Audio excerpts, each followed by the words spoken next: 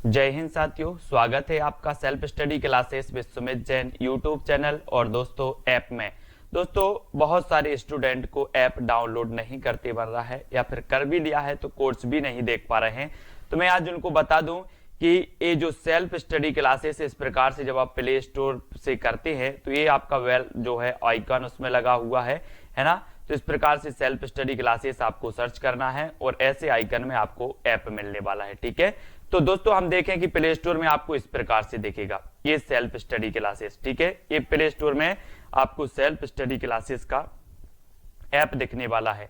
ठीक है, ये इमेज उसमें डली है, ये आइकन, ये लोगो उसमें डला है। ठीक है, अब दोस्तों इसको इंस्टॉल करना है, यहां से आप इंस्टॉल करेंगे। ठीक है, अब इंस्टॉल करेंगे तो वहां पर आपको नंबर मांगेगा, जीमेल नंबर मांगेगा, तो आपको ओटीपी आएगा, तो आप रजिस्टर करके आगे बढ़ेंगे। तो आज का जो आपका पहला प्रश्न है दोस्तों, जो भी साथी न्यू हैं वो प्लीज सब्सक्राइब कर लेना, वीडियो को लाइक और शेयर अवश्य करना है और टेलीग्राम में आपको जरूर जुड़ना है। दोस्तों आपको सर्च करना है एमपी जेल प्रहरी टेलीग्राम में, या फिर मेरा व्हाट्सअप नंबर है 9098609291। ठीक है, तो अब व्हाट्सअप ग्रुप से टेलीग्राम ग्रुप में आपको जुड़ना है। आज का आपका पहला प्रश्न जो आपको बताना है कि वृंदावन लाल वर्मा हैं तो क्या है दोस्तों? ऐतिहासिक उपन्यासकार हैं, मनोविश्लेषणात्मक उपन्यासकार हैं, जासूसी उपन्यासकार हैं या फिर पौराणिक उपन्यासकार हैं। इन चार में से बताना है दोस्तों। मैं आपको बता दूं कि जो वृंदावन लाल वर्मा हैं इनका एक उपन्यास है दोस्तों मृगनयनी। आपसे अगर कभी पूछा जाए कि मृगनयनी उपन्यास किसका है तो आप बता देना वृंदावन लाल वर्मा का है। ठीक है, और ये कैसे उपन्यासकार माने जाते हैं दोस्तों? अगर आपसे बन रहा है तो उत्तर जरूर बताएंगे। और ऐतिहासिक उपन्यासकार यानी कि जो आपका एक नंबर है वो बिल्कुल सही हो जाएगा। ठीक है, उषा जी बिल्कुल आपका हैप्पी बर्थडे है, आपको बहुत बहुत शुभकामनाएं हैप्पी बर्थडे की, है ना। और वृंदावन लाल वर्मा ऐतिहासिक उपन्यासकार माने जाते हैं। दोस्तों मनोविश्लेषणात्मक उपन्यासकार की अगर बात होती है, अगर आपसे कभी पूछा जाए कि निम्न में से बताइए मनोविश्लेषणात्मक उपन्यासकार कौन है, तो आप बता देना दोस्तों जैनेन्द्र कुमार। ठीक है, जैनेन्द्र कुमार माने जाते हैं। दूसरा दोस्तों ईलाचंद्र जोशी माने जाते हैं। ठीक है, ये माने जाते हैं। अज्ञे जी माने जाते हैं, अज्ञे, सच्चिदानंद हीरानंद बादशाह अज्ञे का नाम आपने सुना होगा, और डॉक्टर देवराज। ये चार माने जाते हैं दोस्तों मनोविश्लेषणात्मक उपन्यासकार। ठीक है, इनको याद रखेंगे आप, जैनेन्द्र कुमार, ईलाचंद्र जोशी, अज्ञे और डॉक्टर देवराज, ये मनोविश्लेषणात्मक माने जाते हैं। ऐतिहासिक उपन्यासकार आपके वृंदावन लाल वर्मा माने जाते हैं। ठीक है, जासूसी उपन्यासकार दोस्तों गोपाल राम गहमरी माने जाते हैं। तो ये इनमें से कोई भी क्वेश्चन आपसे पूछा जा सकता है और आप सभी क्वेश्चन के लिए तैयार रहेंगे। ठीक है, फिर अगला क्वेश्चन है मेवाती बोली आती है तो किसके अंतर्गत आती है? दोस्तों आपको चयन करके बताना है, मैं बोलियों से भी आपके आएंगे। ठीक है, ये आपकी 40 मिनट की कक्षा होगी, इसको आपको पूरा देखना है। और मेवाती की जब बात होती है दोस्तों तो मैं आपसे बताता हूं कि जो हमारी हिंदी का उद्भव हुआ वो अपभ्रंश रूप से हुआ, अपभ्रंश के अबहट्ट रूप से हुआ। ठीक है, और अपभ्रंश की विभिन्न अवस्थाओं से दोस्तों हिंदी की बोलियों का उदय माना जाता है। ठीक है, अपभ्रंश की विभिन्न अवस्थाओं से अगर हम बात करें कि जो हमारी खड़ी बोली है, जो हमारी मानक भाषा मानी जाती है खड़ी बोली, वो दोस्तों आपकी पश्चिमी हिंदी से निकली है। कैसे निकली है? पश्चिमी हिंदी से निकली है।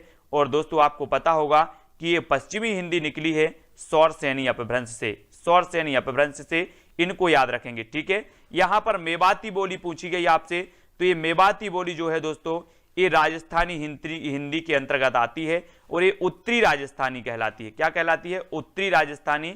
और 2 नंबर आपका बिल्कुल सही हो जाएगा। मैं आपको बता देता हूं कि पूर्वी हिंदी के अंतर्गत एक कोड आपको लिखना है। पूर्वी हिंदी अगर आप नोट कर रहे हो तो नोट्स करते जाओ। पूर्वी हिंदी के अंतर्गत कौन कौन सी बोलियां आती हैं तो आप नोट करो।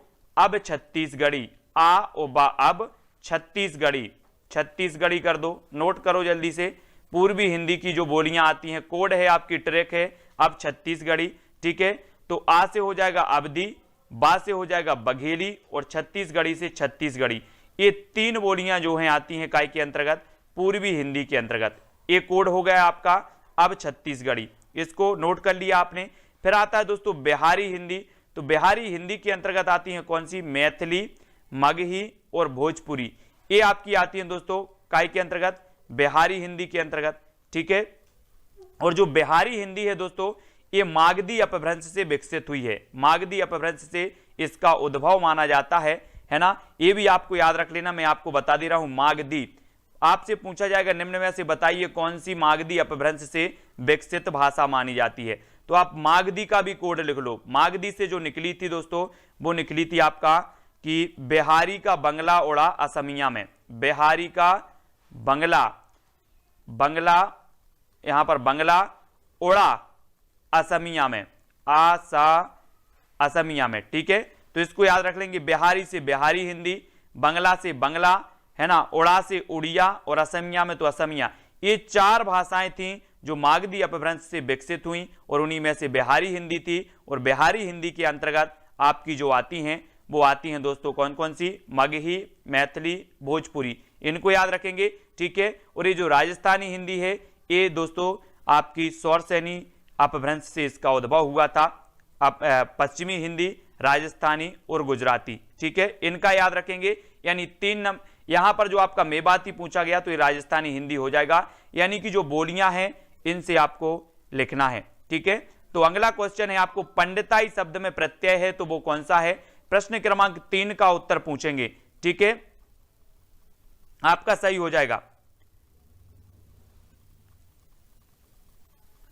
उत्तर बताना है, पंडिताई शब्द में प्रत्यय है ई का, आई का, ताई का या फिर इताई का, इन 4 में से चयन करना है। उत्तर बताए सभी लोग। आप लोग क्या करते हैं, बातें बहुत करते हैं, है ना। जब उत्तर आपसे पूछा जाता है तो आप उत्तर जरूर बताया करें, ठीक है। और यहां पर पंडिताई पूछा गया तो पंडिताई में कौन सा प्रत्यय हो जाता है। जब आपसे प्रत्यय पूछा जाता है तो आपने तद्धित प्रत्यय पढ़े होंगे, है ना, पढ़े हैं कि नहीं पढ़े हैं, कृदंत प्रत्यय पढ़े हैं और स्त्री प्रत्यय पढ़े होंगे। और यहां पर जो पंडित धन आई, पंडित धन आई, यानी बी नंबर सही हो जाता है, ठीक है। और प्रत्यय जो लगता है वो शब्द के अंत में लगता है, शब्द के बाद में लगता है, ठीक है, यानी बी नंबर आपका बिल्कुल सही होगा। अंदर है प्रश्न क्रमांक 4 का उत्तर बताना है, यथा स्थान पद में कौन सा समास है। अब समास बताना है दोस्तों प्रश्न क्रमांक 4 में, यथा स्थान, तो यथा यहां पर आया है दोस्तों, यथा आया है और यथा क्या है, अव्यय है ना। यथा ऐसा है दोस्तों जो लिंग वचन किसी भी स्थिति में इसका क्या नहीं होता, परिवर्तन नहीं होता, काय का, यथा का। तो यथा यहां पर आ गया। मैं आपको अव्ययी भाव समास की परिभाषा बताता हूं कि जिसका प्रथम पद अव्यय हो वो कहलाता है दोस्तों अव्ययी भाव समास। तो यहां पर यथा आया और यथा अव्यय है तो आप अव्ययी भाव समास लगा लेना। और संख्यावाची दिगु होता है, जैसे आपसे पूछा जाता पंचवटी में कौन सा समास है तो आप बता देते कौन सा, दिगु समास है ना, क्योंकि इसमें 5 बटों का समूह आ जाता, 5 वृक्षों का समूह आ जाता। कर्मधारा समाज में विशेषण विशिष्ट होता है। मैं अगर आपसे पूछता दोस्तों नील कमल में कौन सा समास है तो आप बता देते कि नीला है जो कमल, यानी कि दोस्तों पहला पद दूसरे पद की विशेषता बता रहा है कि कमल कैसा है, नीला है। और मैं आपसे पूछा काली मिर्च में कौन सा समास है तब भी आप बता देते कर्मधाराय समास, ठीक है। तो नील कमल में आपका कर्मधाराय हो जाता। और मैं आपसे कहता कि माता पिता में कौन सा समास है तो आप बता देते द्वंद्व समास। तो ये चारों समास यहां से क्लियर हो जाते हैं, अव्ययी भाव समास, दिगु, कर्मधाराय और द्वंद्व समास। और यहां पर आपका यथा स्थान में अव्ययी भाव समास है जो आपको याद रखना है, ठीक है, अव्ययी भाव। अब अगला बताना पक्षी शब्द का पर्यायवाची कौन सा है दोस्तों, पक्षी, द्विज, पक्षी को क्या कहा जाता है वो चीज बतानी, द्विज, खग, अंडज या फिर उक्त सभी। 4 विकल्प हैं, 5 का उत्तर बताना है। जो सबसे पहले बताएगा उसी का नाम लिया जाएगा। और किसी की जो भी समस्या हो, जो भी आप कुछ पूछना चाहते हैं, वो क्लास के लास्ट में 5 मिनट आपको दिए जाते हैं। 5 मिनट में आप अपने प्रश्न पूछ सकते हैं, कहीं भी कोई डाउट लगता है वो पूछ सकते हैं, ठीक है। और पक्षी शब्द को, पक्षी को और क्या कहा जाता है ये आपको बताना है। तो दोस्तों आपको पता है पक्षी को द्विज कहा जाता है, ठीक है, खग कहा जाता है, अंडज भी कहा जाता है, यानी कि आपका उत्तर क्या हो जाएगा, उक्त सभी। उक्त सभी आपका बिल्कुल सही है, ठीक है, ये याद रखना। 5 का उत्तर उक्त सभी, यानी 4 नंबर आपका बिल्कुल सही हो जाता है, उक्त सभी वाला। अगला है स्वार्थ सुकृत न श्रम वृथा, देखी बेहंग विचार, बाज पराये पानी परी, तू पच्छिन न मार। तो यहां पर 6 का उत्तर बताना है। यहां पर कौन सा अलंकार है दोस्तों, स्वार्थ सुकृत न श्रम वृथा देखी बेहंग बेचारी। यहां पर आपको अलंकार, अलंकार का वीडियो आपने नहीं देखा होगा, हमें पता है, क्योंकि आप लोग देखते कहां हैं, आप लोग तो सिर्फ मस्ती करने आते हैं। और यहां पर अन्योक्ति अलंकार हो जाएगा, स्वार्थ सुकृत न श्रम वृथा बेहंग बेचारी पराय, बेहंग बेचार बाज पराये पानी परी तू पंचिन्ना मारी। ये दोस्तों यहां पर अन्योक्ति अलंकार हो जाता है, जहां पर अन्य के लिए कोई युक्ति कही जाती है वहां पर अन्योक्ति, यानी कि बी नंबर आपका बिल्कुल सही हो जाएगा। ठीक है, बी नंबर। नेक्स्ट आपको बताना है शशि का विलोम शब्द क्या है, यानी कि 7 का उत्तर बताना है। तारणी, दिवस, तारे या फिर गगन, सभी लोग बताएंगे उत्तर क्या हो जाएगा। प्रश्न क्रमांक 7 का उत्तर बताना है। दोस्तों जितने भी साथी बात कर रहे हैं पुलिस एग्जाम की या चौहान सर की, तो हम लोगों का एक पूरा ग्रुप है, जितने भी यूट्यूबर हैं हम लोग सभी का ग्रुप है, सभी की बात होती है, चर्चा होती है ना। पुलिस एग्जाम के लिए जो आंदोलन चल रहा है उसमें मैं सभी के साथ हूं, है ना। तो अब आगे अपन पढ़ाई करते हैं। ठीक है, तो आपका शशि का विलोम आपको बताना है, 7 का उत्तर बताना है। और शशि का विलोम आपका तरणी है ना, यानी कि जो आपका ए नंबर है वो सही हो जाएगा। दोस्तों तरणी मतलब होता है सूर्य, तरणी मतलब क्या होता है, सूर्य, और शशि मतलब होता है चंद्रमा। तो शशि का विलोम होता है तरणी, है ना, इसको याद रख लेंगे।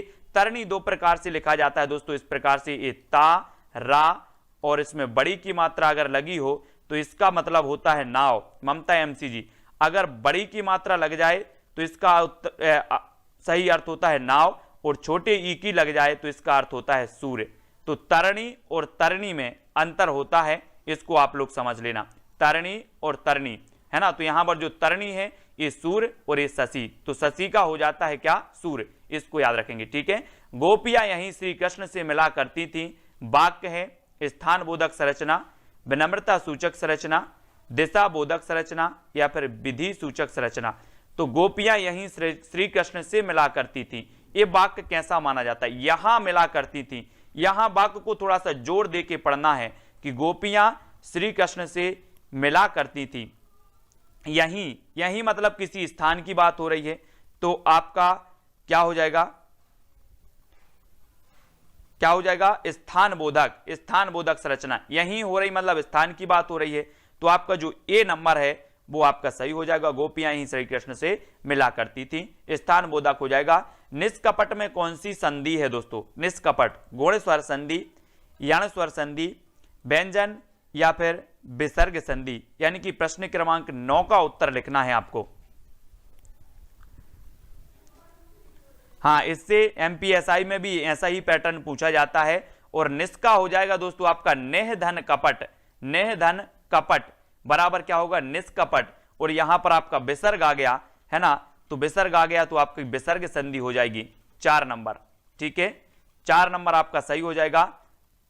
ठीक है, अगला आपको बताना है रतलाम जिले में बोली जाने वाली प्रमुख बोली है तो कौन सी है। रतलाम के बारे में बताना, ये 4 विकल्प हैं। और दोस्तों मैंने रतलाम के बारे में कई बार बताया है कि जो रतलाम है, यहां पर दोस्तों सैलाना अभ्यारण्य है। मैं जब जीके पढ़ाता हूं आपको रात में, तो रतलाम में बताता हूं कि सैलाना अभ्यारण्य है, अंगूर अनुसंधान केंद्र है। लेकिन यहां पर रतलाम जिले में बोली जाने वाली बोली की बात हो रही है, यानी कि जो रतलाम है, यहां पर सिर्फ इतनी चीजें आपको कॉमन सेंस लगानी है कि रतलाम काय में आता है, मालवा में, रतलाम काय में आता है, मालवा में आता है। ठीक है, तो यहां पर कौन सी बोली बोली जाएगी, मालवी। अब आप लोग यही तो नहीं समझते, पहले जिलों को अपन ने देख लिया कि कौन सा बुंदेलखंड क्षेत्र में आता है, कौन सा मालवा क्षेत्र में आता है, कौन सा रीवा पन्ना के पठार में आता है। इनको थोड़ा सा आप समझो। अगर आपको पता होता कि रतलाम मालवा में आता है तो आप बता देते कि यहां पर मालवी बोली बोली जाती, यानी कि यहां पर मालवी आपका सही हो जाएगा। रतलाम, उज्जैन, यहां पर दोस्तों मालवी मालवा में आते हैं, इसलिए यहां मालवी में। और मालवी आपको पता है, ये मालवी राजस्थानी हिंदी की बोली मानी जाती है। मालवी, मालवी, मारवाड़ी, मेवाती, ये राजस्थानी की हैं दोस्तों। ठीक है, और यहां पर नदी शब्द का अर्थ नहीं है, ये बताना है।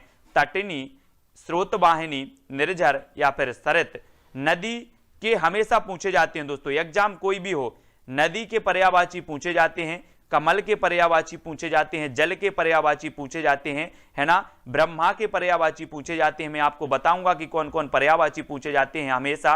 और नदी शब्द का जो अर्थ नहीं है पूछा तो नदी को तटनी कहते हैं, स्रोत स्वती कहते हैं, है ना, निर्झर मतलब ये नहीं हो जाएगा, निर्झर नहीं कहते, सरिता सरित ये कहा जाता है। तो आपका जो 3 नंबर है वो बिल्कुल सही हो जाएगा, निर्झर।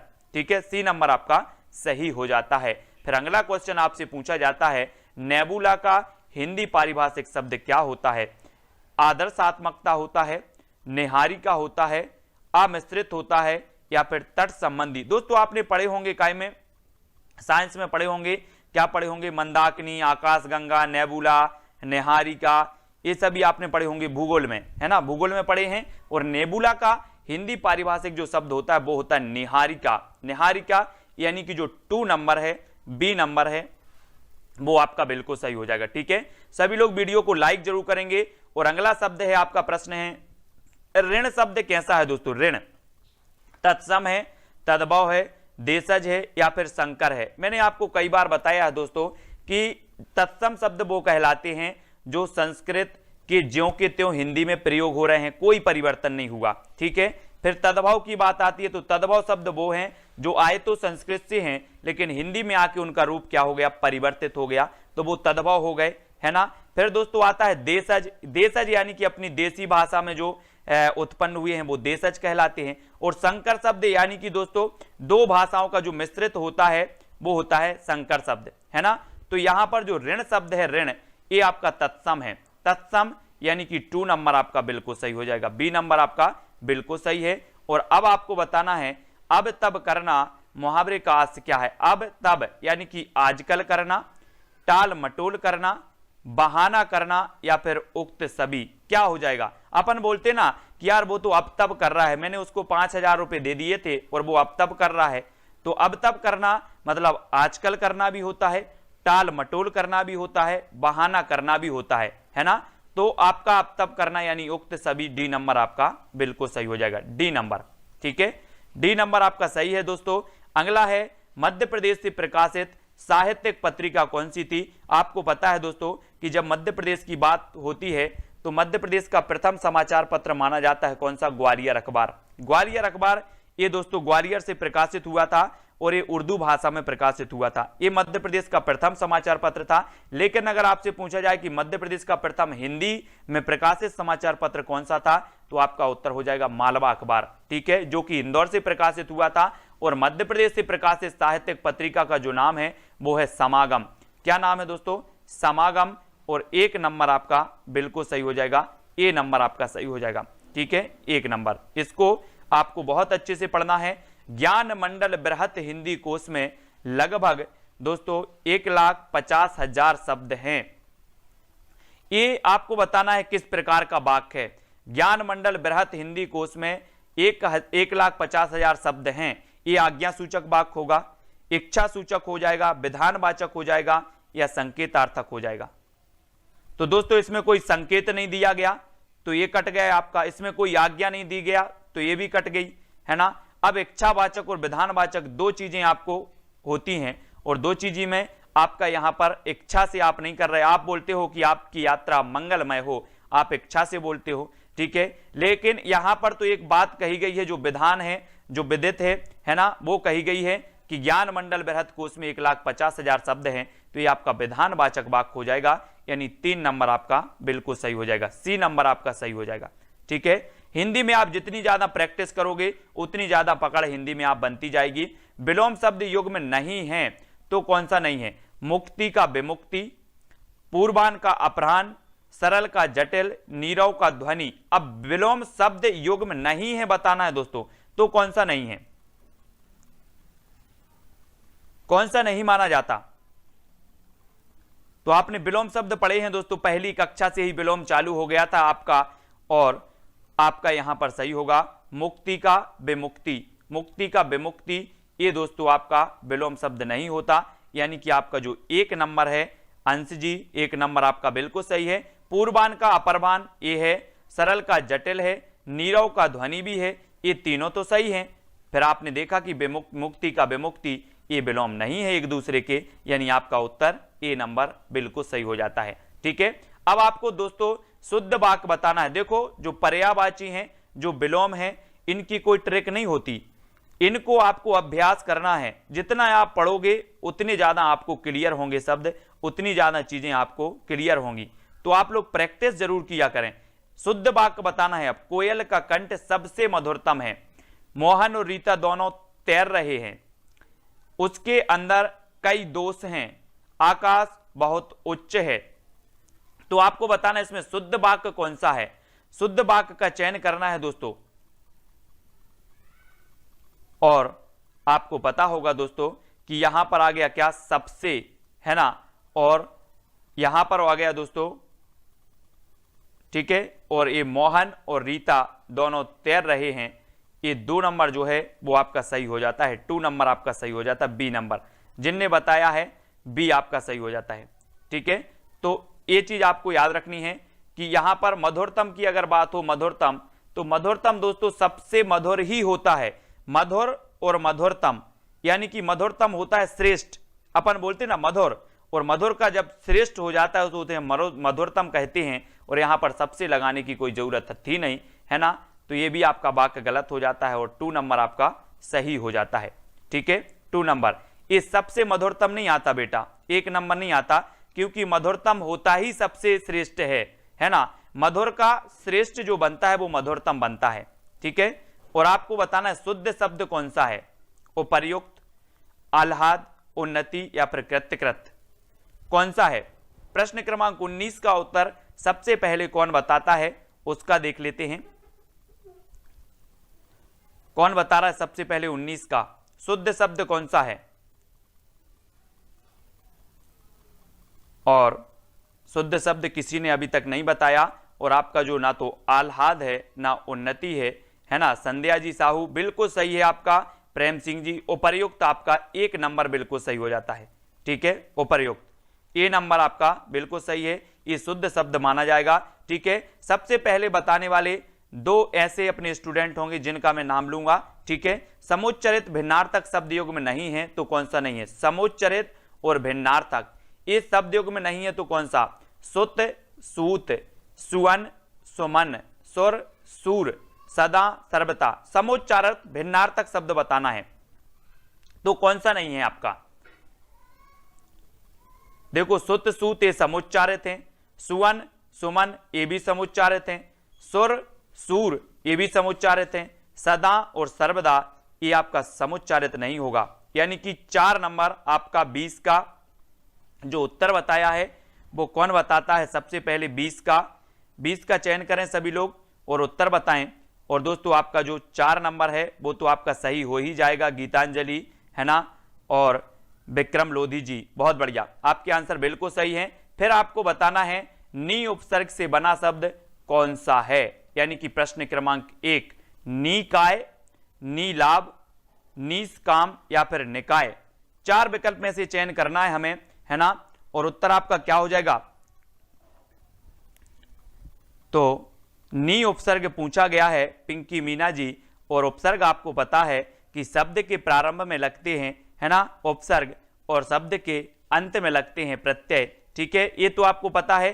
तो आपको दोस्तों यहां पर हो जाएगा क्या कि ए भी कट जाएगा, ए भी कट जाएगा, ए भी कट जाएगा, और आपका उत्तर होगा विकल्प नंबर 4। ठीक है, 4 नंबर जितेंद्र यादव जी, आशीष जी, 4 नंबर बिल्कुल सही हो जाएगा। फिर आपको बताना है अंगूर खट्टे होना मुहावरे का अर्थ क्या है।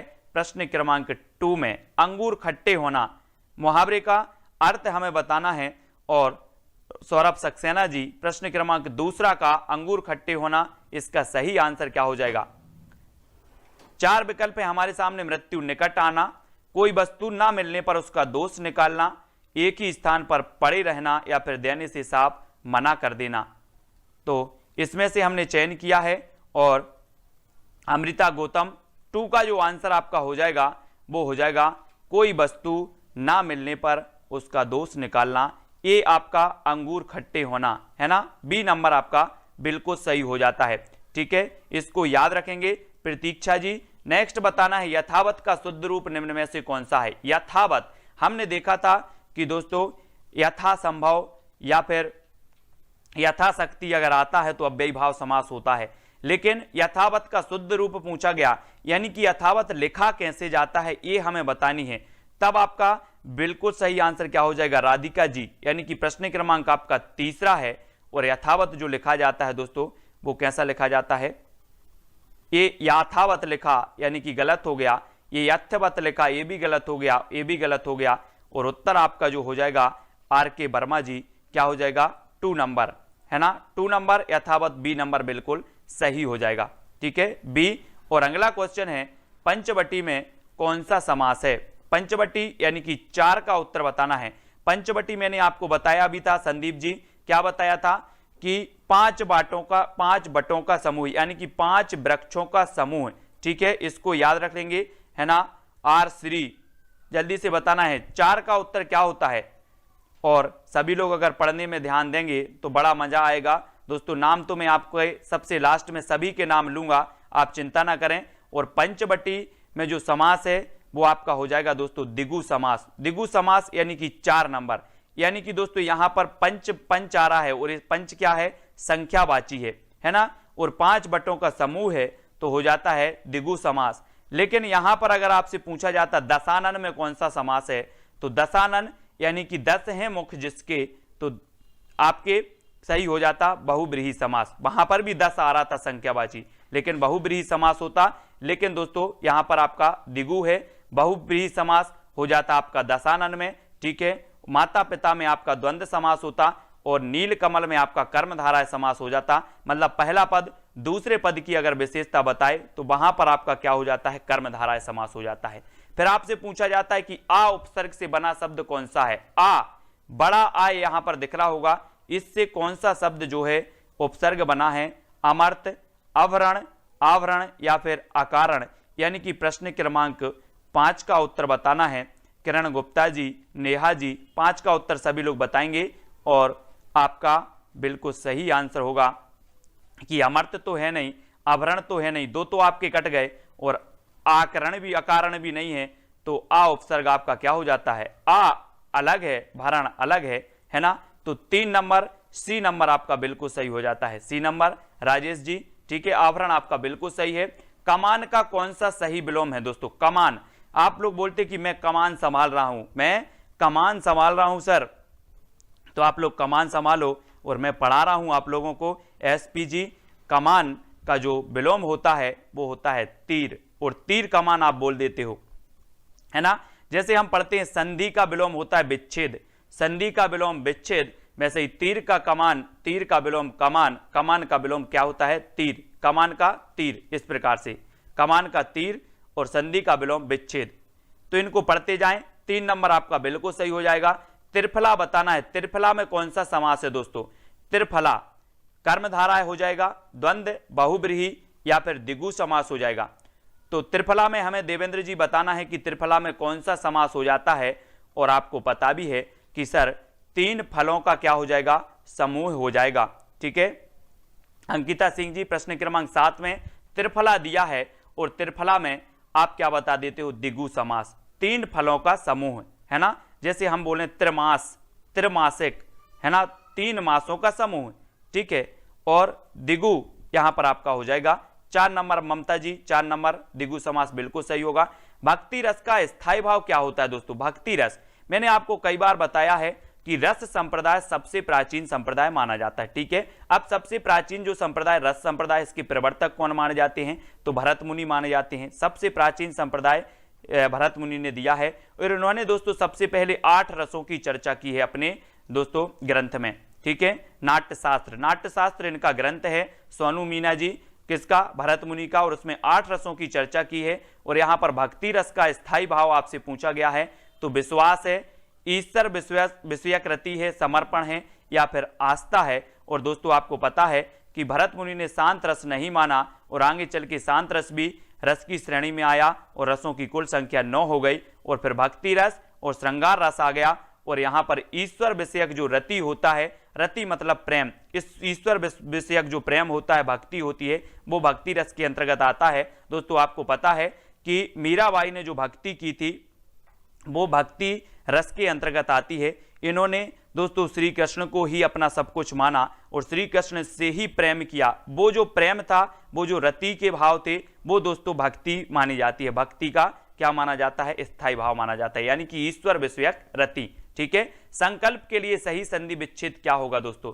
आपको मैंने कई बार बताया है, ट्रिक भी बताया है कि अगर ऊपर बिंदी आ जाए, पहले शब्द के ऊपर बिंदी आ जाए, है ना, अम्म की, तो आप बता देना डायरेक्ट व्यंजन संधि, कोई ऑप्शन नहीं, व्यंजन संधि आपका सही हो जाएगा। लेकिन यहां पर आपसे क्या पूछ लिया गया? विच्छेद पूछ लिया गया। तो आप विच्छेद क्या बताओगे? समधन कल्प, है ना, समधन कल्प, यानी कि आपका जो 1 नंबर है समधन कल्प बिल्कुल सही हो जाता है। आप सी ई नहीं लगाना, इस भी काट दो, ए भी काट दो, ए भी काट दो, समधन कल्प आपके ए नंबर बिल्कुल सही होगा और आपकी हो जाएगी व्यंजन संधि। ठीक है, ये याद रखना। नेक्स्ट है दोस्तों, किंकर के लिए सही संधि विच्छेद को चुनिए। किंकर, और किंकर में फिर से आपका आ गया दोस्तों, क्या आ गया? बिंदी आ गई किंकर में, तो फिर से आप क्या लगाओगे? व्यंजन संधि लगाओगे।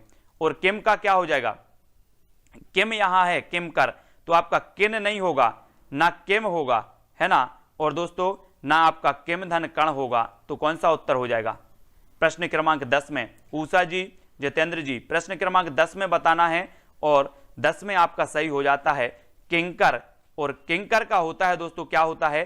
किम धन कर, किम धन कर बराबर होती है आपकी व्यंजन संधि। एक ट्रिक याद रख लेना कि इस प्रकार से अगर पहले ही शब्द में बिंदी आ जाए तो आप व्यंजन संधि आंखें बंद करके लगा देना। इस प्रकार से संकल्प में पहले शब्द में बिंदी आ गई तो व्यंजन संधि आंखें बंद करके लगा देना। ठीक है, फिर लक्षण का शुद्ध रूप बताना है, कौन सा है? लक्षण, लाचन, लाचन या फिर लक्षण। तो लक्षण का शुद्ध रूप हमें चयन करके बताना है। तब यहां पर पायल राय जी, प्रश्न क्रमांक 11 का जो राइट आंसर हो जाता है वो क्या हो जाता है? रोज आपका 3:20 पर हिंदी दोस्तों हम पढ़ेंगे, हिंदी का अभ्यास करेंगे। आप जितना ज्यादा अभ्यास करोगे उतनी ज्यादा आपकी दोस्तों क्या हो जाएगी? हिंदी में कैपेसिटी बढ़ेगी, हिंदी का ज्ञान बढ़ेगा। ठीक है, और लक्षण का होता है क्या? हम बोलते हैं कि एक भी लक्षण अच्छे नहीं है, है ना, बोले लक्षण सुधारो, लक्षण अच्छे लक्षण लाओ, इस प्रकार से बोलते ना, तो ये लक्षण जो है 1 नंबर का बिल्कुल सही हो जाएगा। ठीक है, 1 नंबर, ए नंबर सही हो जाएगा। फिर आपसे पूछा जाएगा कि जो बाद में अधिकारी बने के लिए एक शब्द क्या होगा? एक शब्द बताना है दोस्तों, जो हम पहली दूसरी से पढ़ते हुए आ रहे हैं। संजय जी, आशीष जी, जो बाद में अधिकारी बने इसके लिए एक शब्द क्या हो जाएगा? उत्तराधिकारी, उत्तराधिकारी, उत्तराधिकारी या फिर उत्तराधिकारी। तो देखो उत्तारा तो होता नहीं, ये भी आपका कट गया। अब इसमें आपको कंफ्यूज होगा, और उत्तरा भी नहीं होता, है ना, उत्तराधिकारी नहीं होता, तो आपका क्या हो जाएगा दोस्तों? उत्तराधिकारी। अब देखो इसमें क्या है, यहां पर लिखा है उत्तराधिकारी, करी लिखा है, शब्द को जो गौर से पढ़ना है, यहां पर करी लिखा है और यहां पर कारी लिखा है। तो उत्तराधिकारी यानी कि जो सी नंबर है, देखो कुछ लोगों ने 1 बता दिया, 1 नंबर। आप थोड़ा सा शब्द को देखो दोस्तों, यहां पर आ गया करी और यहां पर आया कारी, और हमें बताना है उत्तराधिकारी, है ना। तो 3 नंबर जिनने बताया उनके लिए बहुत बहुत शुभकामनाएं, बिल्कुल सही बताया है आर के वर्मा, है ना, युगल जी, 3 नंबर है इसका। और 13 का उत्तर आपको बताना है राहुल उइके, 13 का बताएंगे, जिसने ऋण उतार दिया हो उसके लिए क्या कहा जाता है? ऋणी, उऋण या फिर अनऋण। दोस्तों आपको पता है जिसने ऋण लिया है उसे ऋणी कहा जाता है, तो पहला तो आपका वैसे ही कट जाता है। ठीक है, अब जिसने उतार दिया हो उसे उऋणी कहते हैं या उऋण कहते हैं, अनऋण भी आपका कट जाता है। अब 2 में से आपको 2 विकल्प है, 2 में से आपको चुन लेना है। प्रश्न क्रमांक 13 का, और 13 का लक्ष्मी जी जो आपका बिल्कुल सही आता है वो होता है उऋण, उऋण होता है दोस्तों, जिसने ऋण उतार दिया हो उसके लिए कहेंगे उऋण, यानी कि 3 नंबर, सी नंबर आपका बिल्कुल सही है राघवेंद्र जी, बहुत बढ़िया।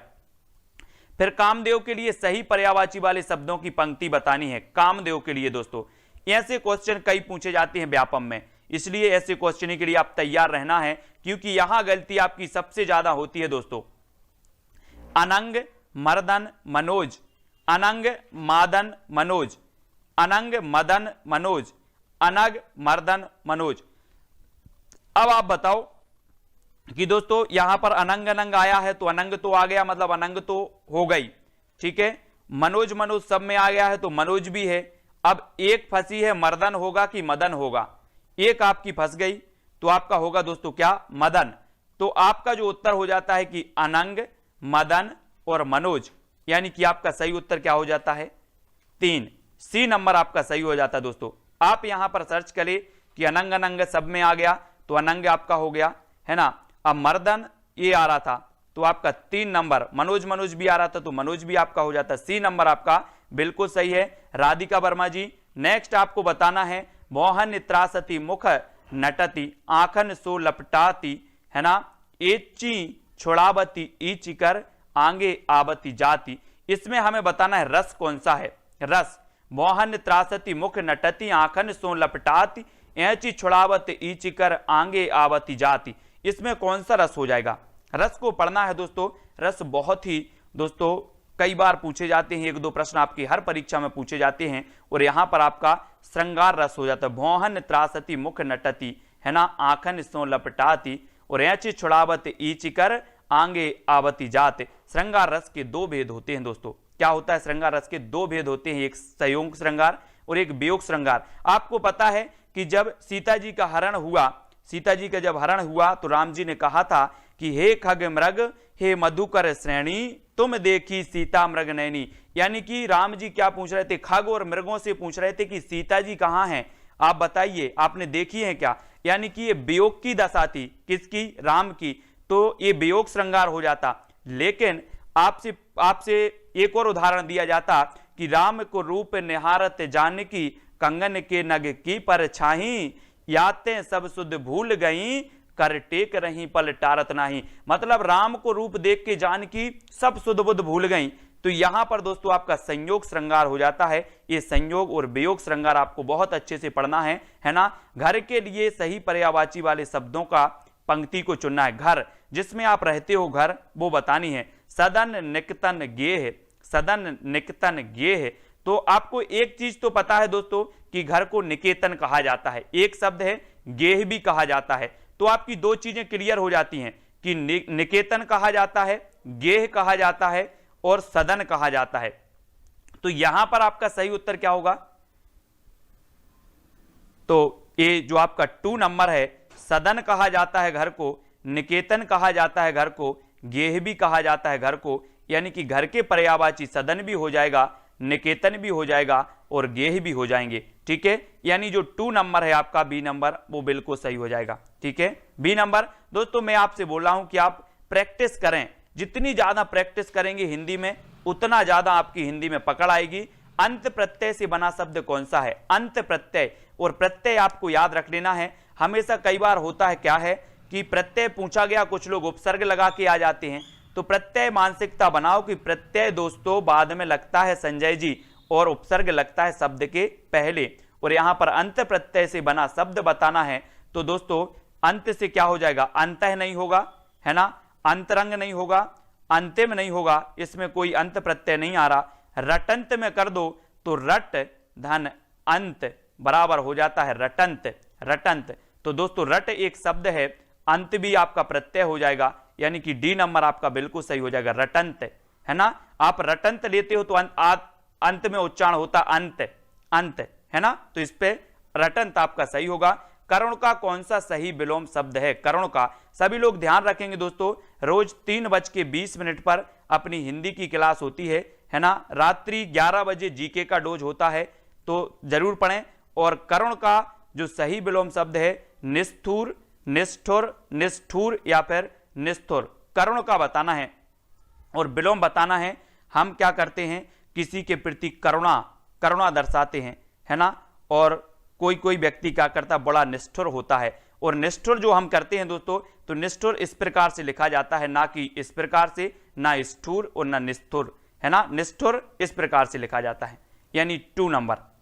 बी नंबर बिल्कुल सही बताया विकलेश जी, है ना, और यतेंद्र कुमार सिंह जी। ठीक है, अब आपको बताना है इस करुणा कलित हृदय में क्यों विफल रागिनी बजती, इसमें कौन सा अलंकार है। इस करुणा कलित हृदय में क्यों विफल रागिनी बजती, श्लेष अलंकार, यमक अलंकार, अनुप्रास, उपमा अलंकार, ये 4 विकल्प हैं दोस्तों। यहां पर आपका आया है करुण, यहां पर आया कलित, है ना, हृदय में क्यों विफल रागिनी बजती। अब आपको दोस्तों यहां पर चयन करना है कि आपका सही उत्तर क्या हो जाएगा।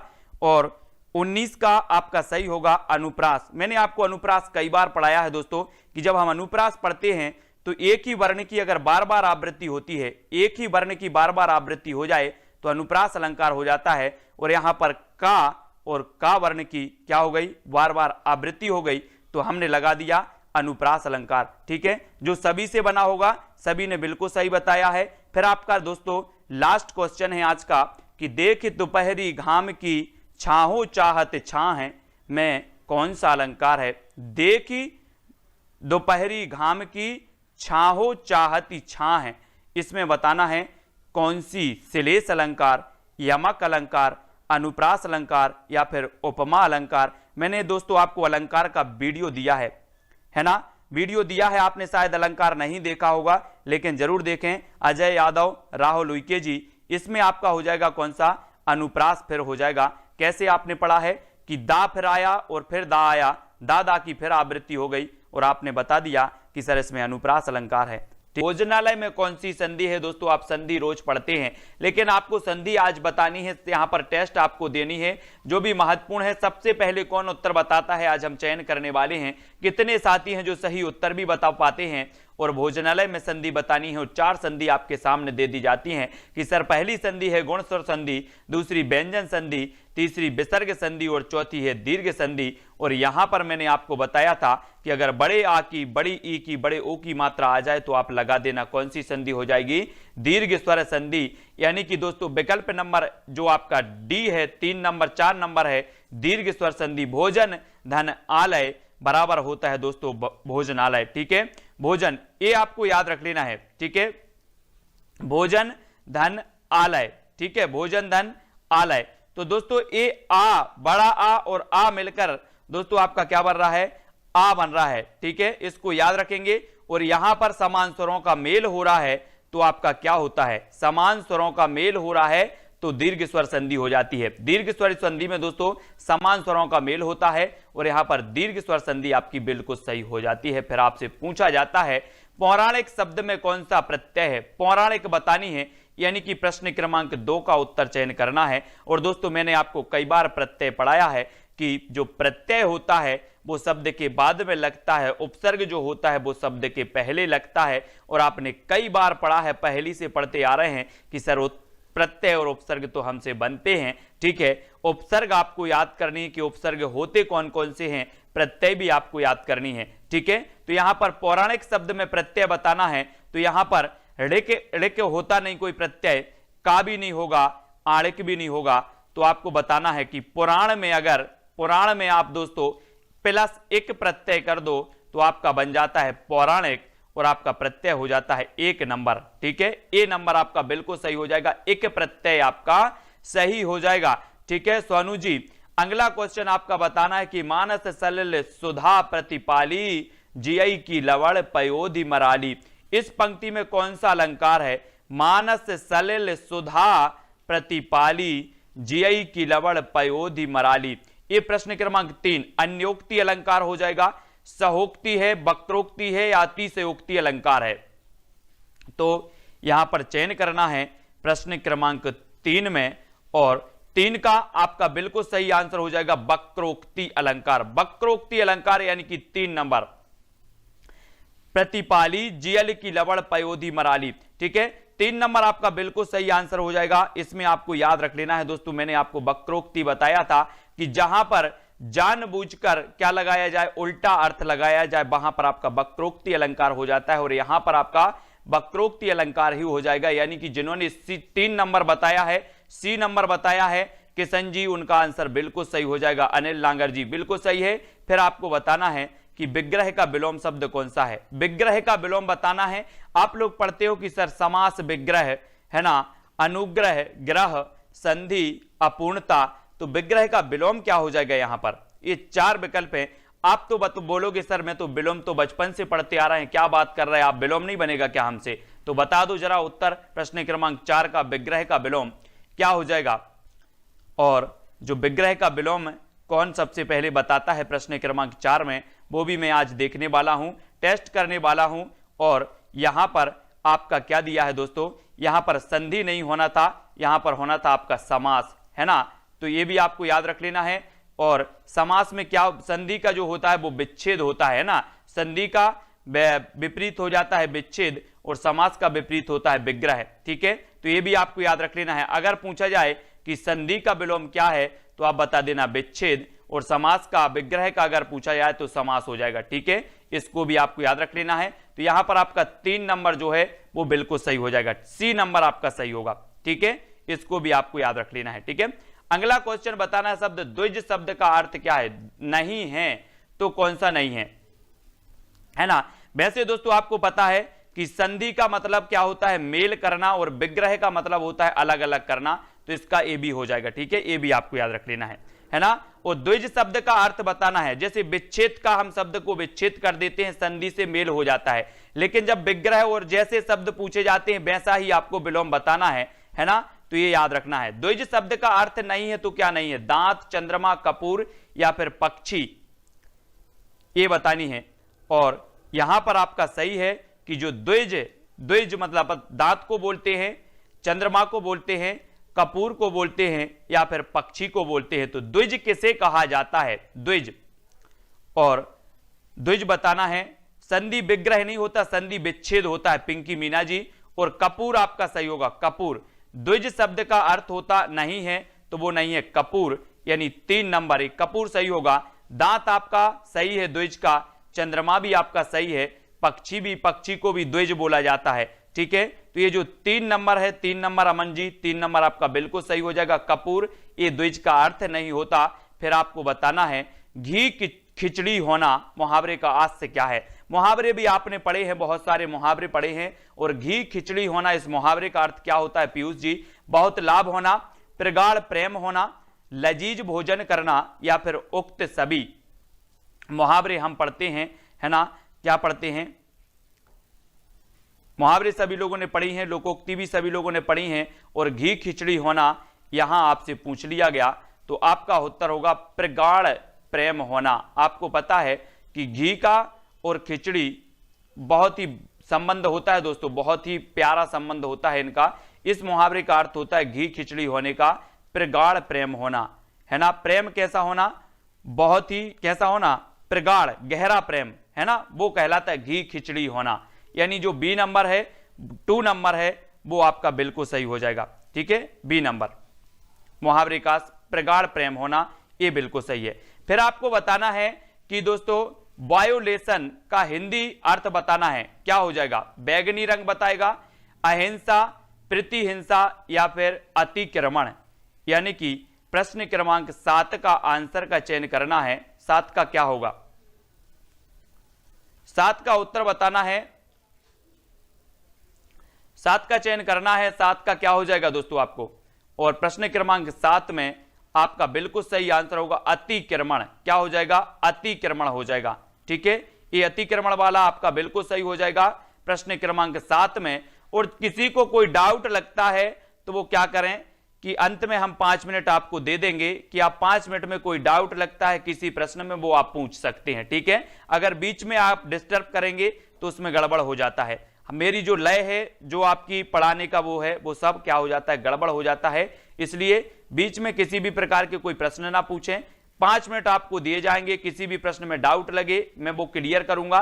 ठीक है, भिलासी बोली किस जनजातीय समूह से संबंधित होती है, भील, कोरकू, गोंड या फिर बैगा, ये बतानी है। यानी कि प्रश्न क्रमांक 8 में भिलासी बोली किस जनजातीय समूह से संबंधित है।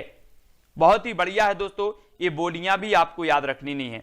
ठीक है, खड़ी बोली किसके अंतर्गत आती है, ब्रज भाषा किसके अंतर्गत आती है, ये सारी जो होती हैं वो आपको याद रखनी नहीं होती हैं दोस्तों बोलियां, है ना। आपसे पूछा जाएगा ग्वालियर में कौन सी बोली बोली जाती है ना, और इंदौर में कौन सी बोली बोली जाती है।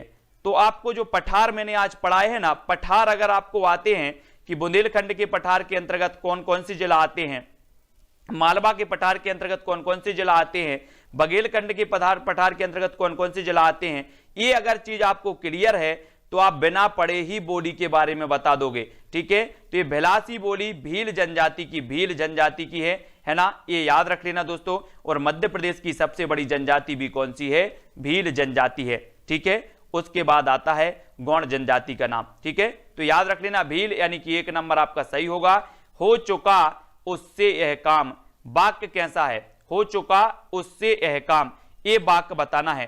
तो बताएंगे क्या हो जाएगा? निषेध परक संरचना, विनम्रता सूचक संरचना, विधि सूचक संरचना, कारण कार्य संबंध संरचना, ये हमें बताना है। तो फूला रानी जी, राज कपाड़िया जी, प्रश्न क्रमांक 9 का उत्तर अपना क्या हो जाएगा? हो चुका उससे यह काम वाक्य जो है ये कैसा वाक्य हो जाएगा? देखो निषेध परक तो है ही नहीं, मतलब एक कट गया, ठीक है। फिर आपको विनम्रता सूचक लग रहा क्या? लग रहा क्या? ये भी नहीं लग रहा। तो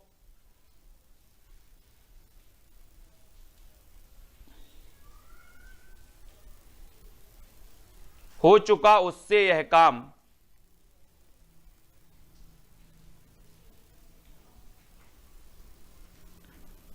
तो यहां पर प्रश्न क्रमांक 9 में दोस्तों उत्तर यहां पर बता रहे हैं क्या? निषेध परक संरचना। लेकिन क्या आपको लग रहा निषेध परक संरचना? हो चुका उससे यह काम, है ना। लेकिन यहां पर अपन बोलते हैं ना कि अपन बोलते हैं कि वो एक काम कर लेगा, इसकी जो संरचना है वो निषेध परक है। कैसी संरचना है वो देखो। हमने बोला कि किशन जी यह काम कर लेंगे, तो आप क्या बोलोगे? अरे वाह, हो चुका उनसे यह काम, ऐसे ही बोलते ना। मतलब वो क्या हो जाएगी? आपकी निषेध परक संरचना हो जाएगी कि उनसे यह काम नहीं होगा। अरे हो चुका इनसे काम, है ना, ऐसे ही बोलते ना। तो यहां पर जो आपका ए है, ए नंबर, वो ही सही हो जाएगा। इस संरचना को पढ़ने का, बोलने का जो तरीका है, जो इसकी संरचना है, वो निषेध परक है। इसको कर लेंगे कैसे? हमने बोला कि किशन से, वो किशन काम कर चुका है या किशन काम कर लेगा, तो आप लोग में से कोई बोलेगा अरे सर हो चुका ये काम उनसे, है ना। तो ये जो है एक नंबर ही सही होगा। निषेध परक इसकी संरचना है, यानी कि ये नेगेटिव वे में कहा गया वाक्य है ना, तो एक नंबर ही सही होगा। इस प्रकार से भी क्वेश्चन आते हैं दोस्तों, है ना। अगर तुम मुंबई आओ तो मेरे घर अवश्य आना, वाक्य कैसा है? आज्ञा सूचक वाक्य है, इच्छा सूचक वाक्य है, या फिर विधानवाचक वाक्य है, या फिर संकेतार्थक वाक्य है। वहां पर संरचना पूछी गई और वो निषेध वाक्य उसकी संरचना हो जाएगी, है ना। नेगेटिव वे में वो बात कही जाती है कि अरे आप भी यार क्या बात कर रहे हो चुका उनसे यह काम, वो तो कभी ऐसा करते ही नहीं, है ना। अगर तुम मुंबई आओ तो मेरे घर अवश्य आना, ये कैसा है? अगर, अगर कहा गया दोस्तों, अगर मतलब क्या होता है? यहां पर एक संकेत दिया गया है कि अगर आप आओ तो मुंबई जरूर आना। तो ये आज्ञा सूचक भी नहीं है, इच्छा भी नहीं है, विधान भी नहीं है, ये हो जाएगा आपका संकेत, संकेत सूचक। अगर आओ तो, है ना, तो ये आपका 4 नंबर संकेतार्थक जो वाक्य है वो बिल्कुल सही हो जाएगा। थोड़ा सा प्रश्न को पढ़ना है और फिर उत्तर बताना है कि अगर आओ तो हमारे घर जरूर आना, ठीक है। तो ये संकेत किया गया है, उस संकेतार्थक वाक्य है। मैं अगर यहां पर बोलूं कि आप लोग अगर टाइम से लाइव क्लास में आते तो मैं पढ़ाता, है ना। तो यहां पर एक संकेत था, आपको संकेत दिया गया, अगर आप आते तो हम पढ़ाते, तो ये क्या हो जाएगा? संकेतार्थक। ऐसा ही कहा गया कि अगर आप आओ तो घर जरूर आना, मुंबई आओ तो, इस प्रकार से कहा गया वो वाक्य है। सूर्य शब्द का पर्यायवाची बताना है दोस्तों, क्या है? अंशुमाली, मरीचि, पतंग या फिर उक्त सभी। सूर्य शब्द बताना है, सूर्य का पर्यायवाची क्या होता है। और दोस्तों यहां पर आपका बिल्कुल सही आगा, देखो अंशुमाली भी होता है सूर्य का, मरीचि भी होता है और पतंग भी होता है, यानी कि ये 4 हैं। अब दोस्तों आप बोलोगे कि सर क्या बात कर रहे हैं आप, मैं पर्यायवाची पहली कक्षा से पढ़ते आ रहा हूं, सूर्य का पर्यायवाची नहीं होगा क्या मुझे पता? तो देख लो जरा, अंशुमाली भी कहते हैं, आपने कभी सोचा था कि इसे अंशुमाली भी कहा जाएगा सूर्य को? मरीचि भी कहते हैं, पतंग भी कहते हैं, काय को? सूर्य को। अंशुमाली, मरीचि, पतंग ये सूर्य के पर्यायवाची माने जाते हैं दोस्तों। बहुत कठिन होते हैं, इसलिए प्रैक्टिस करना बहुत जरूरी है। जितना ज्यादा आप प्रैक्टिस करते हो, जितना ज्यादा आप पढ़ते हो, ये पर्यायवाची, अनेकार्थी, इन सभी शब्दों में क्या हो जाएगा? आपको पकड़ बन जाएगी आपकी और आप बताने लगोगे। पंचवटी पद में कौन सा समास है? पंचवटी। और दोस्तों मैंने समास आपको बताएं, 6 प्रकार के समास होते हैं। अब जिससे समास नहीं आता वो देखो अभी के अभी समास यहां पर सीख जाएगा। कैसे सीख जाएगा? सबसे पहले दोस्तों हमने देखा, आपसे पूछा जाएगा कि समास कितने प्रकार के होते हैं। आपने बता दिया सर समास 6 प्रकार के होते हैं, ठीक है। कौन कौन से? अव्ययी भाव समास, द्विगु समास, कर्मधारय समास, द्वंद्व समास, तत्पुरुष समास और एक और है बहुब्रीहि समास। ये 6 प्रकार के आपके समास होते हैं। पहले मैं बता दूं कि पंचवटी पद में कौन सा समास है। तो पंचवटी दोस्तों यहां पर आपका आता है पंचवटी, यानी कि 5 बटों का समूह है, यानी कि जो आपका द्विगु समास है 2 नंबर है वो सही हो जाएगा। अब दोस्तों आपको ये एक याद रख लेना है कि जहां पर संख्या शब्द आए, जैसे पंच यानी कि 5 आया, यहां पर 5, यहां पर जहां पर ऐसी संख्या लगे तो वहां पर द्विगु लगा लेना, लेकिन अगर तीसरा अर्थ निकले तो वहां पर बहुब्रीहि लगाना, भले ही संख्या हो और तीसरा अर्थ निकले तो बहुब्रीहि लगा देना। ठीक है, याद रख लेना है। और अव्ययी भाव समास में प्रथम पद जो होता है वो अव्यय होता है, उपसर्ग होता है। ठीक है, कर्मधारय समास में प्रथम पद दूसरे पद की विशेषता बताता है। द्वंद्व समास में एक दूसरे के क्या होते हैं, विलोम होते हैं, एक दूसरे में द्वंद्व होता है। जैसे अगर मैं बोलूं कि माता पिता, माता का विलोम क्या होगा, पिता। ठीक है, तो इस प्रकार से अगर विलोम शब्द आते हैं तो वहां पर द्वंद्व समास हो जाता है। कर्मधारय समास में मैंने यहां पर लिखा कमल है ना, और कमल है, और यहां पर लिख दिया मैंने नील कमल। तो ये जो नील है दोस्तों प्रथम पद है, और ये नील किसकी विशेषता बता रहा है, कमल की विशेषता बता रहा है, यानी कि नील कमल में जो आपका हो जाएगा कर्मधारय समास हो जाएगा। ठीक है, इसको याद रख लेना है ना। तो कर्मधारय समास आपको याद हो गया कि सर प्रथम पद अगर द्वितीय पद की विशेषता बतलाए तो वहां पर कर्मधारय समास होता है। ठीक है, और द्विगु समास में संख्या आती है। ठीक है, तो द्विगु समास होता है। अव्ययी भाव समास में उपसर्ग भी आता है और अव्यय भी आता है। ठीक है, तो इन चीजों को याद रख लेना है। और दोस्तों आपका मामूली शब्द कैसा है, मामूली, तत्सम, ये मामूली सा दिखने वाला शब्द बताना है, ये तत्सम है, विदेशी है, तद्भव है या फिर देशज है। मामूली शब्द ये कौन सा माना जाएगा, नीला है जो कमल, बिल्कुल सही किशन जी। और आपको बताना है प्रश्न क्रमांक 13 का, और 13 का जो आपका राइट आंसर होगा वो होगा विदेशी, है ना। विदेशी मामूली शब्द कैसा है दोस्तों, ये विदेशी माना जाता है। बोले तो ये तो मामूली शब्द है, ये विदेश का ही होगा, है ना। तो ये विदेशी माना जाता है। अब आपको शब्द भी पढ़ने हैं, तत्सम, तद्भव, है ना, देशज, विदेशी, संकर शब्द भी होते हैं। ये शब्द आपको पढ़ने हैं दोस्तों, कौन सा तत्सम है, कौन सा तद्भव है, कौन सा विदेशी है, इनको पढ़ना है। और यहां से एक क्वेश्चन आपका आएगा तत्सम तद्भव से, इन शब्दों से। ठीक है, और ये विदेशी आपका बिल्कुल सही होगा। मध्य प्रदेश में प्रकाशित स्वास्थ्य संबंधी पत्रिका कौन सी है दोस्तों, स्वास्थ्य संबंधी।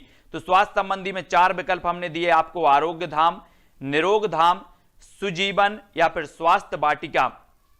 तो कौन सी ऐसी पत्रिका है जो मध्य प्रदेश से प्रकाशित है और स्वास्थ्य संबंधित है। मैंने आपको अभी बताया था दोस्तों, जब तक आप उत्तर बताओ, जब तक मैं थोड़ा सा कुछ फैक्ट आपको बता दूं कि मध्य प्रदेश का प्रथम समाचार पत्र था ग्वालियर अखबार, ग्वालियर से प्रकाशित हुआ था। और दोस्तों ये उर्दू भाषा में प्रकाशित हुआ था, मध्य प्रदेश का प्रथम था। लेकिन अगर आपसे पूछा जाए कि मध्य प्रदेश का प्रथम समाचार पत्र, हिंदी में प्रकाशित होने वाला प्रथम समाचार पत्र कौन था, तो आप टिक करके आना मालवा अखबार। और ये दोस्तों इंदौर से प्रकाशित होता था। ठीक है, और यहां पर मध्य प्रदेश से प्रकाशित स्वास्थ्य संबंधी जो पत्रिका आपसे पूछा गया तो आप बता देना निरोग धाम, है ना। हमारा जो स्वस्थ है वो कैसा, हमारी बोले निरोगी काया होनी चाहिए। सबसे बड़ा सुख क्या है, बोले सर निरोगी काया।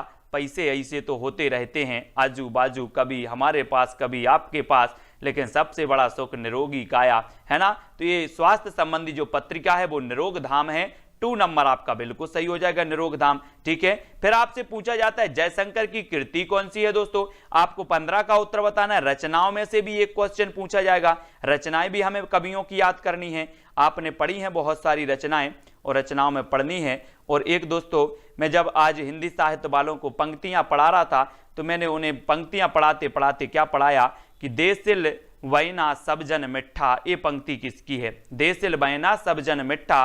बोले सर ये विद्यापति की है। और कैसे याद किया कि मिठा आया है, तो मिठा मिठा जो बोलते हैं जिनमें विद्या होती है, जिनमें विद्या होती है वो मिठा मिठा बोलते हैं। और मैंने उन्हें बताया कि मिठा मिठा बोल थारो काय बेगेड़े, काय बेगेड़े थारो काय बेगेड़े। और यहां पर दोस्तों जयशंकर प्रसाद दिया है, और जयशंकर प्रसाद आपको पता होगा कि ये छायावाद के प्रवर्तक माने जाते हैं हिंदी साहित्य में। ठीक है, हिंदी साहित्य में आपको पता होगा इनकी प्रसाद की कृति आंसू भी है, चंद्रगुप्त की भी है, स्कंदगुप्त भी है, और इनकी सबसे श्रेष्ठ कृति मानी जाती है दोस्तों कामायनी। अब दोस्तों सर बोले, बहुत सारे स्टूडेंट बोले सर कामायनी को कैसे याद करें। कामायनी को याद करें, मैं बताता हूं कामायनी को कैसे याद करना है। बोले कामायनी किसकी रचना है, तो मैंने कहा कि आप कामना करने जाते हो किसके पास, शंकर जी के पास, कि शंकर भगवान जेल प्रहरी का एग्जाम पास करवा देना, 5 नारियल चढ़ाएंगे। क्या करने जाते हो, कामना करने जाते हो, तो कामना से कामायनी, और किसके पास जाते हो, शंकर जी के पास जाते हो, तो कामायनी रचना किसकी हो जाएगी। बोले सर जयशंकर प्रसाद की। मैंने कहा याद हो गया कि हाँ याद हो गया, कामायनी जयशंकर प्रसाद की। ऐसे ही रचना भी आपको मैं पूरी याद करवा दूंगा।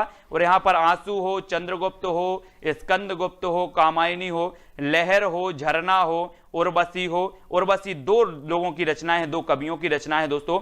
एक आपके दिनकर जी की भी रचना उर्वशी है, एक जयशंकर प्रसाद की भी रचना उर्वशी है, याद रख लेना। फिर आपसे पूछा जाता है छत्तीसगढ़ में बोली जाने वाली जो बोली है वो कौन सी है दोस्तों। उपर्युक्त में से कोई नहीं, सबसे पहले दे दिया है आपको।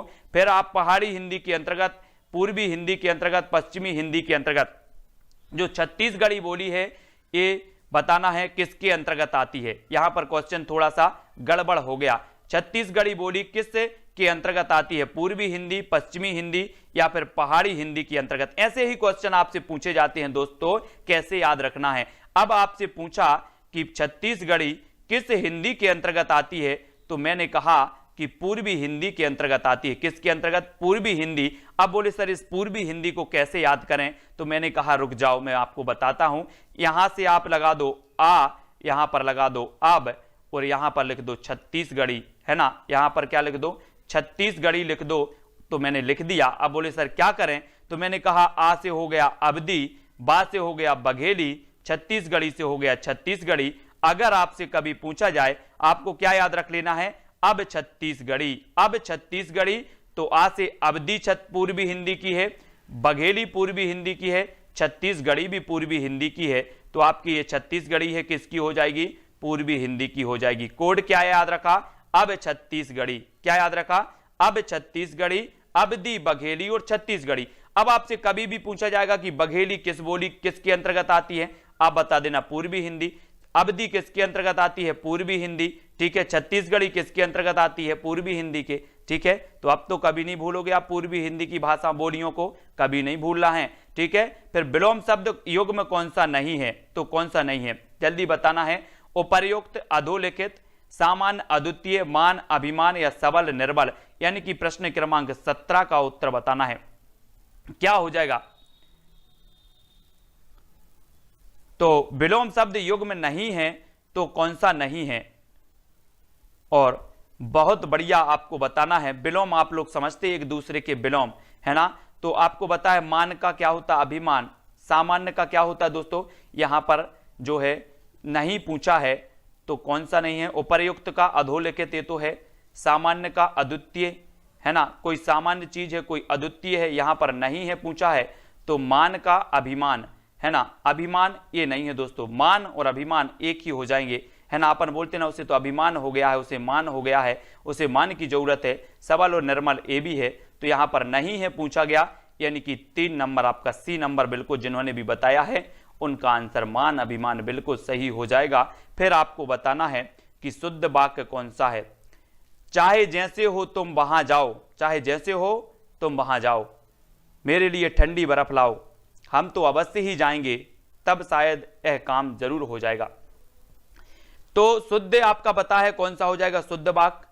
शुद्ध वाक्य का चयन करना है, और शुद्ध वाक्य का चयन करते करते हमने लगा लिया, क्या लगा लिया दोस्तों, चाहे जैसे हो तुम वहां जाओ, मेरे लिए ठंडी बर्फ लाओ।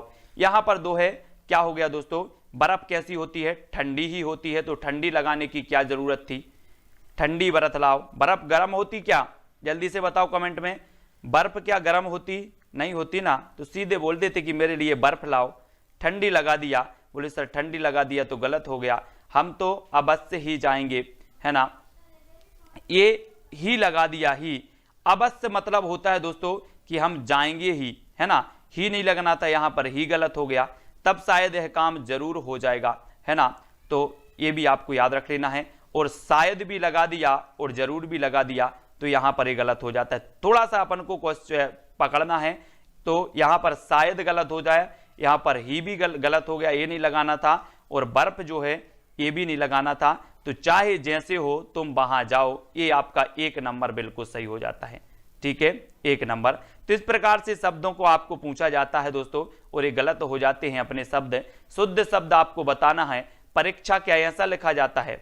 आप लोग परीक्षा दे रहे हैं, ऐसा लिखा जाता है क्या? परिणति, प्रसाद, प्रांगण। अब इनमें से शुद्ध शब्द कौन सा है? यानी कि प्रश्न क्रमांक 19 का उत्तर बताना है। अगर आप हिंदी में दोस्तों जितना ज्यादा प्रैक्टिस करते हो, पढ़ते रहते हो, तभी आपको देखना है कि परिणति, यहां पर ना तो परीक्षा है, परिणति जो है, परिणति, ये आपका बिल्कुल सही है ना। बोलते हैं ना अपन, उसकी अच्छी परिणति हो जाती। परिणति मतलब होती भावना, है ना। तो आपका जो 2 नंबर है बिल्कुल सही हो जाता है। और आपका पूछा जाता है कि समोच्चारण भिन्नार्थक शब्द योग में नहीं है, तो कौन सा नहीं है? समोच्चारक और भिन्नार्थक, रोटी, पराठा, अवलंब, अविलंब, अचर, सचर, असक्त या फिर असक्त। और बताना है कि कौन सा शब्द योग में समुच्चारित भिन्नार्थक नहीं है, कौन सा हो जाएगा दोस्तों? यहां पर दिया रोटी, पराठा, ये क्या है ना। उत्तर होगा आपका रोटी, पराठा। ठीक है। अवलंब, अविलंब ये समुच्चारित है, अचर, सचर है, असक्त, असक्त है। ठीक है, तो ये 3 तो हैं, बाकी 1 नंबर नहीं है। तो 1 नंबर में आप टिक लगा के बोल देना कि सर ये तो हमें पता था। तो 1 नंबर आपका बिल्कुल सही हो जाएगा। ठीक है, फिर दोस्तों बढ़ते हैं अगले प्रश्नों की ओर और निरंतर अभ्यास करते रहते हैं। अत्याधिक के लिए सही संधि विच्छेद को चुनिए। अत्याधिक, अत्याधिक का सही संधि विच्छेद क्या होगा? अति धन अधिक, अति धन अधिक, अत्याधन अधिक या फिर अति धन अधिक। तो क्या होगा? बड़े संभल के उत्तर देना, क्योंकि यहां पर वर्तनी संबंधी क्वेश्चन भी एक आपसे पूछ लिया गया। पहले तो देखो, एक क्वेश्चन में 2 क्वेश्चन पूछते हैं लोग, एक क्वेश्चन में 2-2 आकलन आपका कर लेते हैं कि आपसे वर्तनी संबंधी शुद्धि आती है कि नहीं आती, संधि आती है कि नहीं आती। ये 2-2 शब्द, 2-2 प्रश्न आपसे पूछ लिए जाते हैं। तो यहां पर देखो, ना तो आपका अत्याधन अधिक होगा, है ना, ना अति धन अधिक होगा, ना अति धन अधिक होगा। तो उत्तर क्या होगा? उत्तर क्या होगा? देखो यहां पर अधिक लिखा, यहीं पर कंफ्यूज हो गए बहुत सारे लोग। यहां पर अधिक लिखा और यहां पर अधिक लिखा, तो ये शब्दों को हमें पढ़ना है। अति धन अधिक यानी कि जो 4 नंबर है वो बिल्कुल सही हो जाएगा। ठीक है, डी नंबर आपका सही हो जाएगा।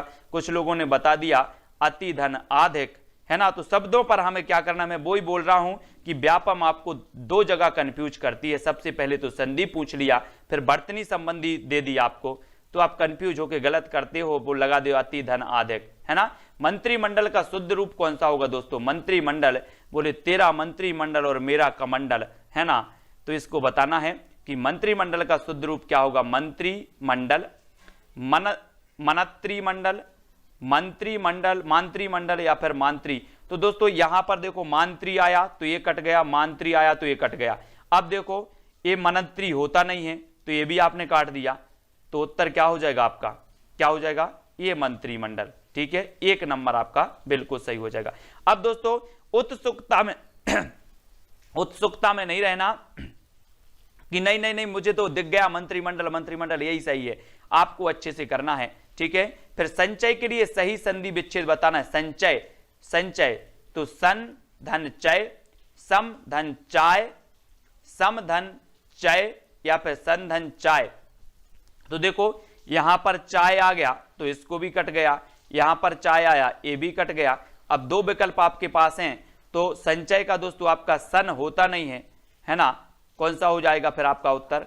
सम धन चय, है ना। सम धन चय बराबर होता है आपका संचय, है ना। और संचय में मैंने आपको कई बार बताया है कि अगर प्रथम शब्द पर दोस्तों क्या आ जाए, ये बिंदी आ जाए, तो आप आंखें बंद करके लगा देना कि सर इसमें व्यंजन संधि है। कौन सी संधि? जैसे आपसे पूछा जाता है संसार, संसार में कौन सी संधि है ना। और संस्कार, संस्कार में कौन सी संधि है।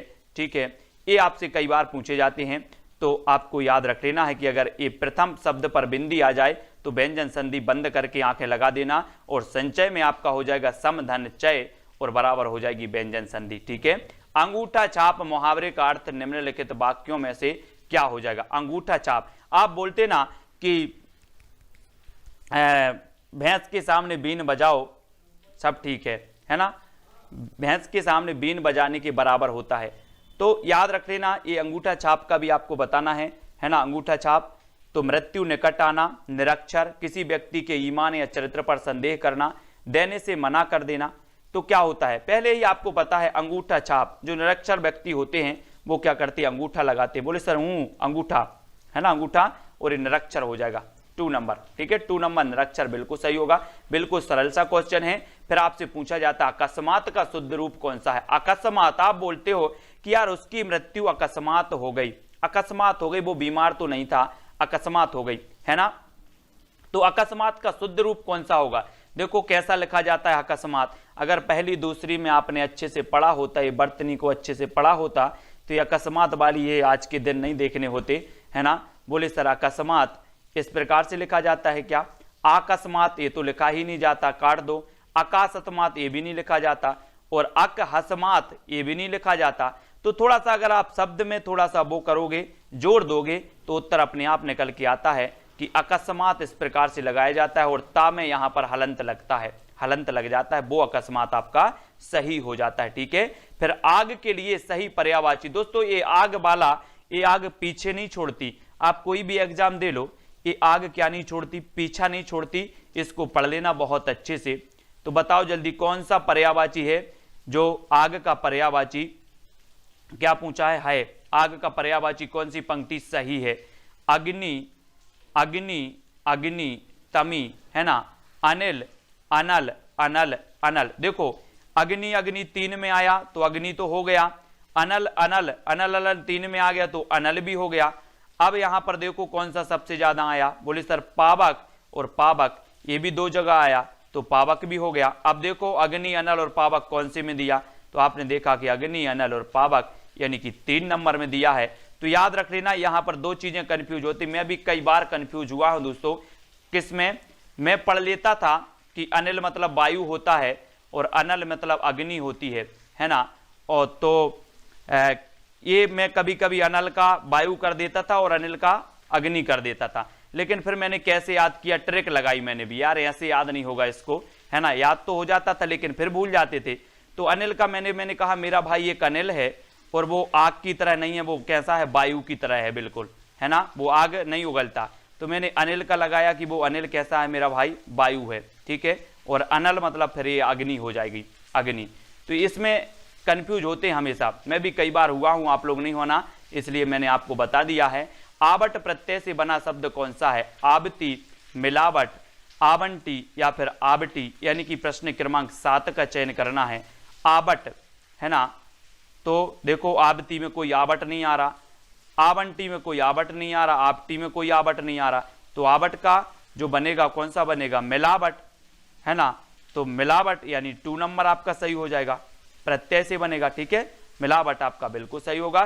फिर अगला बढ़ते हैं दोस्तों, कर्कश का सही विलोम शब्द क्या होगा, कर्कश। मैंने आपको बताया था ना अभी कि मीठा मीठा बोल थारो काय बेगेड़े, वही आया। कर्कश नहीं बोलो, कभी कर्कश मत बोलो, मीठा मीठा बोलो, आनंद आएगा, जीवन को जियो कुछ अलग तरह हटके जियो, है ना, हटके जीना है। कर्कश तो सभी लोग बोल लेते हैं, मीठा बोल के देखो, है ना, मजा आएगा। तो मधुर नहीं बोलते, है ना, और मधुर नहीं बोलते और माधुर नहीं बोलते, तो कर्कश का जो विलोम होगा वो क्या होगा, मधुर। और मधुर बोला करो सभी लोग, बी नंबर आपका सही हो जाएगा, कर्कश का मधुर, बी नंबर, ठीक है।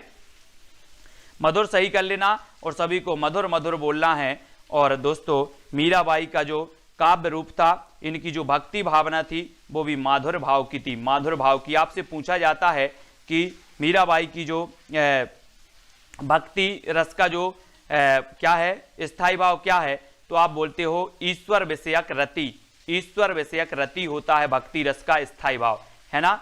और ये ईश्वर विषयक रति जो थी दोस्तों, यही रति था किसके अंदर, मीराबाई के अंदर, है ना। इन्होंने कहा था, क्या कहा था, इनकी एक पंक्ति बहुत ही बढ़िया है, मैं आपको सुनाता हूं।